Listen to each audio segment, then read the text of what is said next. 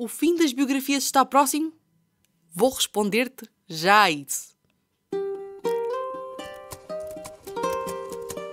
Escrito por linhas tortas. Um podcast de Mariana Rebocho.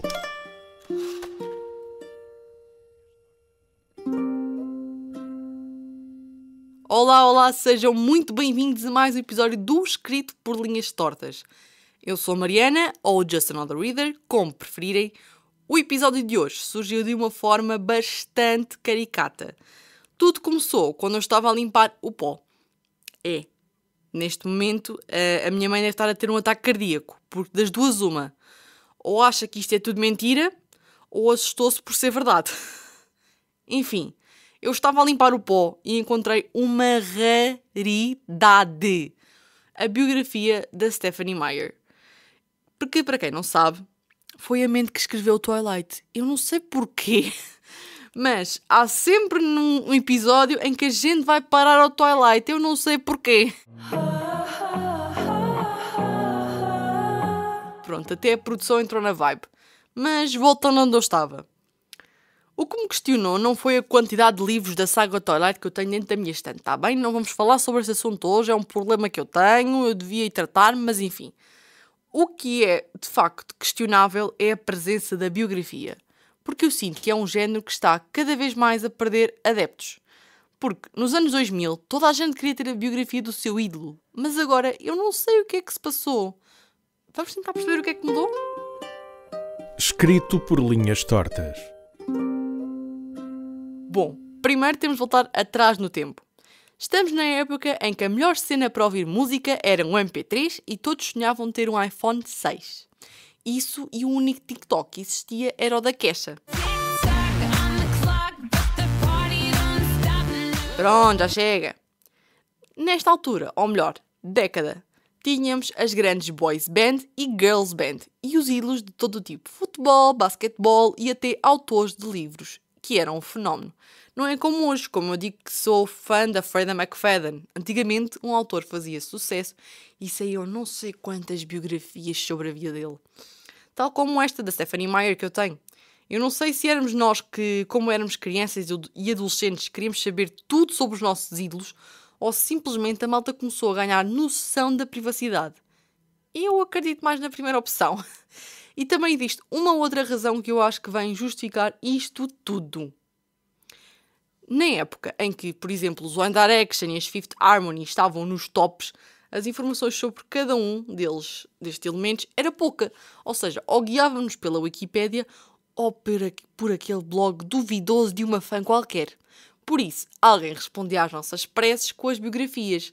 Não só para matar a curiosidade dos fãs, mas como uma forma de vender merchandising. Porque o mundo da música mudou completamente nos últimos anos.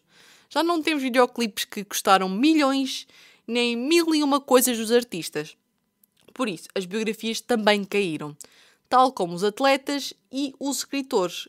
Mas a parte dos escritores, eu acredito que a malta continua a querer interessar-se por quem escreve a obra que gosta. Mas existe mil e um artigos na vida sobre o autor.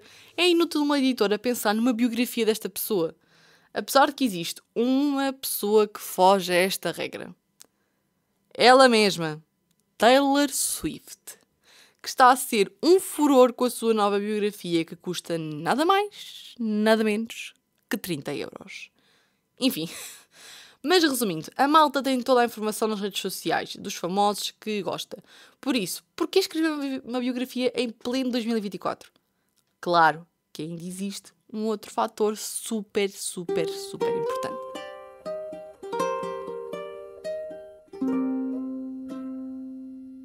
Direitos de autor. Muitas destas biografias não eram escritas e muito menos autorizadas pelas pessoas. Imaginem só. Por exemplo, se virem uma biografia do Cristiano Ronaldo à venda na FNAC, tentem ver o nome de quem o escreveu. E não foi o Ronaldo, mas sim uma pessoa que se dedicou a estudar a vida do atleta. Era assim que muitas biografias eram feitas e muitas vezes estas pesquisas iam longe demais e os artistas não gostavam de ter X coisas expostas. Já para não falar que eles não amavam não receber nenhum tostão de um livro que falava da vida deles. Por isso, com a lei da proteção de dados e direitos de autor, faz com que as coisas como estas estejam limitadas, mas não proibidas, porque ainda existem milhares de exemplos como este à venda. Simplesmente se juntarmos esta questão com a mudança da perspectiva do merchandising e o crescimento das redes sociais, tudo isto faz com que as biografias caem no esquecimento. Agora, por fim, o que é que eu acho disto tudo?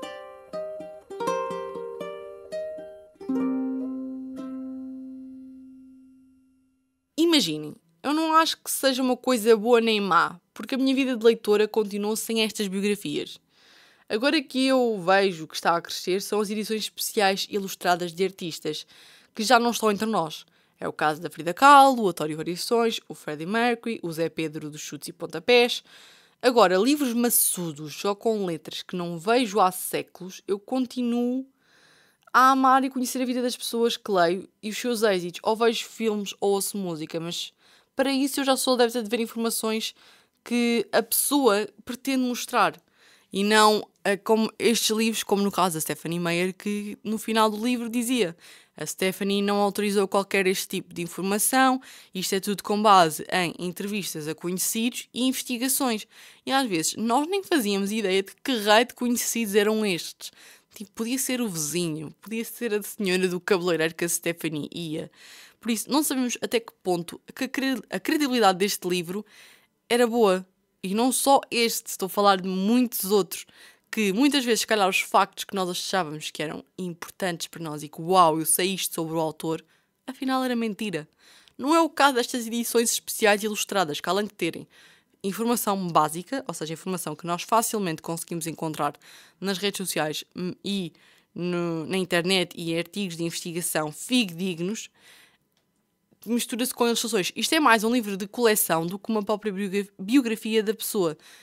Porque pensem comigo, hoje em dia já não é tão interessante, como eu estava a dizer, ter-se uma biografia, sei lá, de um Harry Styles. É muito mais interessante ter um livro ilustrado que conta a vida do Harry Styles. É o caso, por exemplo, de agora da Taylor Swift. A Taylor Swift lançou um livro, mas a biografia que ela tem não é uma biografia tipo maçuda só a falar da vida dela, não. Mistura tudo, fotografia, texto, e ainda o ano passado lançaram outra com desenhos.